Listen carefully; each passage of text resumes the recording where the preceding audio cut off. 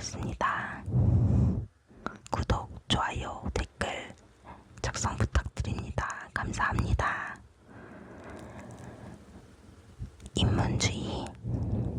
르네상스 시대는 중세의 그리스도교를 체계적인 학문으로 뒷받침한 스콜라 철학을 배격하고 인문주의 시대를 열었으며, 인문주의는 요즘식으로 말하면 철학, 역사, 문학 등의 인문학 중심의 사고를 말한다.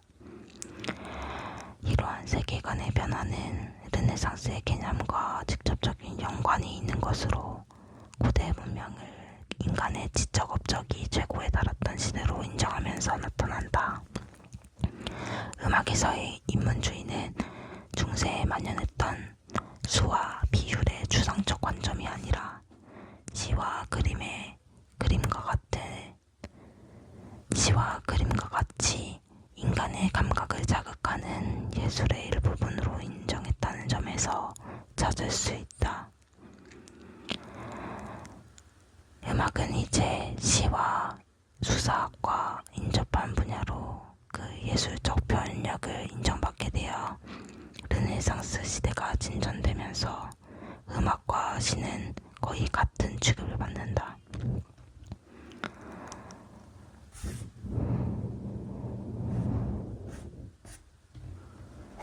르네상스 음악의 일반적 특징. 사성부 다성음악.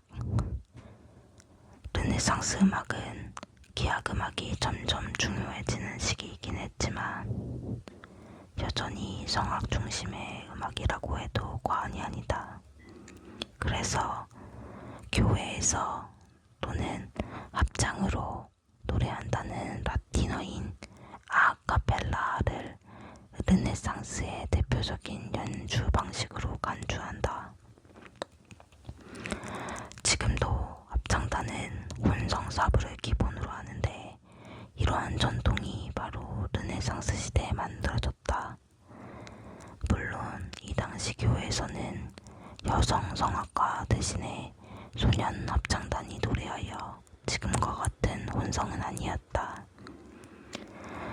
중세 다성음악은 기본적으로 삼성부 타임스를 추구했다.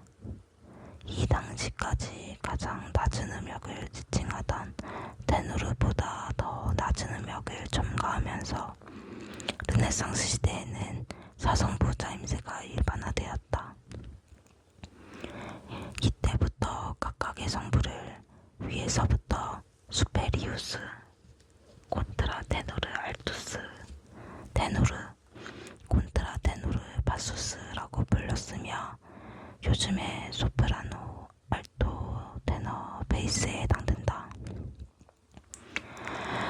성부수는 1500년경을 기점으로 점점 늘어나기 시작하여 5성부와 6성부 그리고 그 이상의 합창음악도 작곡되었으나, 음악 이론에서는 항상 4성부를 하나의 기준처럼 간주하여 그 전통이 지금까지 이어져고 있다. 대위법과 모방기법. 르네상스 시대의 음악은 중세시대에 비하면 협화음을 중시하는 음악이다. 불협화음은 항상 협화음으로 이루어지도록 고안되었고, 음과도 협화음에 비하면 짧은 경우가 많다. 대위법은 협화음과 불협화음의 사용에 대한 규칙을 규정한 음악의 이론으로 15세기 초부터 본격적으로 발달하기 시작했다. 르네상스 초기에는 각 성부의 선율보다는 동시에 울리는 음정에 관심을 가졌기 때문에 초기 대위법 이론은 협화음정과 불협화음정의 저리를 중시했다. 15세기 말부터 동시에 울리는 음정과 함께 각 성부의 선율을 중시하는 경향이 나타난다. 각 성부의 선율을 강조하기 위해 일반적으로 사용된 기법이 모방기법이다. 한 성부가 선율을 시작하면 일정 간격을 두고 다른 성부가 그 선율을 그대로 모방하여 다른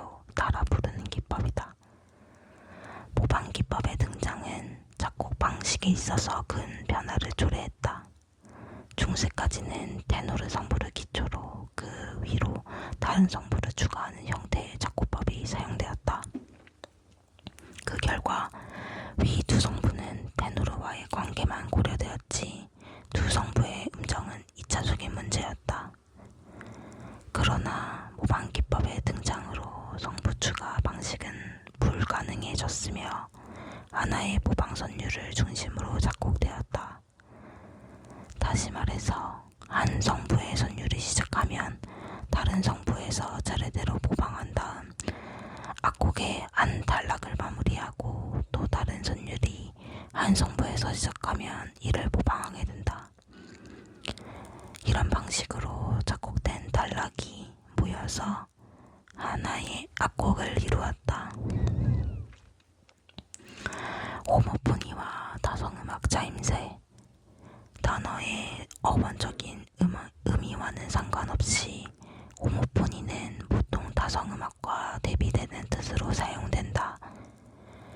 하나의 선율이 강조되고 다른 성부는 그 주선율의 화음을 채우는 역할을 할 경우 호모포니적이라고 하고, 여러 선율이 각각 다른 성부에서 중요성을 갖고 유지될 경우 이러한 음악의 짜임새를 다성음악적이라고 한다.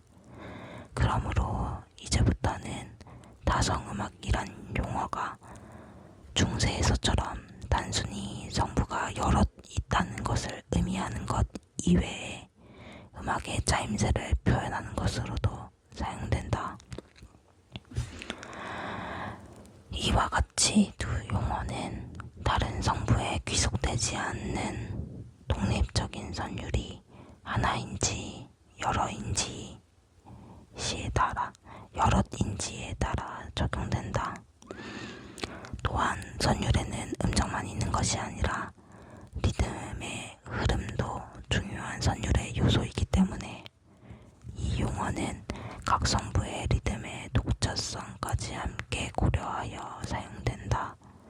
그러므로 다성음악적인 짜임새에서 각 성부가 독립적인 선율을 갖기 위해서 각 성부는 독자적인 리듬 진행을 해야 하며, 호모포니적인 짜임새에서 하나의 주선율을 강조하기 위해서는 다른 성부는 리듬의 독자성을 포기하고 주선율의 리듬에 따라가야 한다. 예를 들면 중세의 병행 오르가즘은 호모포니적인 짜임새의 극단적인 예이고 13세기 말에 모태 뜨는 다성음악적인 짜임새의 좋은 예라고 할 수 있다. 그러나 모든 음악이 두 종류의 짜임새로 명확하게 구분되는 것은 아니다. 어떤 음악은 한 곡 안에서 두 짜임새를 섞어 사용할 수도 있고, 또 어떤 음악은 두 짜임새의 중간 형태를 갖는 것도 있다. 르네상스 음악은 초기에는 호모포니 짜임새가 중시되었지만 15세기 말부터는 다성음악 짜임새로 변한다. 가사 그리기, 인문주의의 영향으로 음악이 시와 수사학의 관점에서 다루어지면서 작곡가들은 자연스럽게 시의 내용을 어떻게 음악으로 표현하느냐의 문제에 관심을 갖게 되었고, 그 한 방편으로 단어의 의미를 그림 그리듯이 음악적으로 처리하였다. 예를 들어 하늘에서 내려오는 이라는 가사 부분에서 악보상으로 높은 음에서 낮은 음으로 내려가는 선율을 그린다. 이 같은 방식을 가사 그리기라고 한다. 악보 인쇄술의 발달. 이탈리아에서 음악 교육이 인문학의 일부분으로 정착되면서 음악 교육을 소위 교양 필수처럼 여기게 되었다. 이제 중산층 가정에서도 음악은 소비되었고, 베네치아의 출판업자 페트루치는 활자를 이용한 악보 인쇄술을 개발하여 그 이전까지 손으로 그린 값비싼 악보를 이제는 대량으로 출판하는 길을 열었다. 페트루치가 출판한 악보집 오데카톤, 그리스어로 100개라는 뜻. 오데카톤은 타성음악을 활자로 인쇄한 최초의 예로 그리스어 제목을 붙여 당시의 최신 유행을 상업적으로 활용하고 있다. 페트루치의 인쇄 기법은 두 단계로 구분된다. 우선 오선을 인쇄한 다음 활자로 된 음을 적절한 위치에 다열하여 우선 위에 다시 인쇄하는 것이다. 페트루치가 스스로 자랑스럽게 여겼던 것은 활자를 개발하였다는 것이다.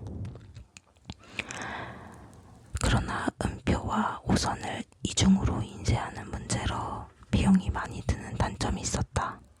30년 후에 파리의 아테냥은 오선과 음표가 함께 새겨진 활자를 발명하여 한 번의 인쇄로 악보를 완성할 수 있었지만 악보의 질은 페트루치에 비해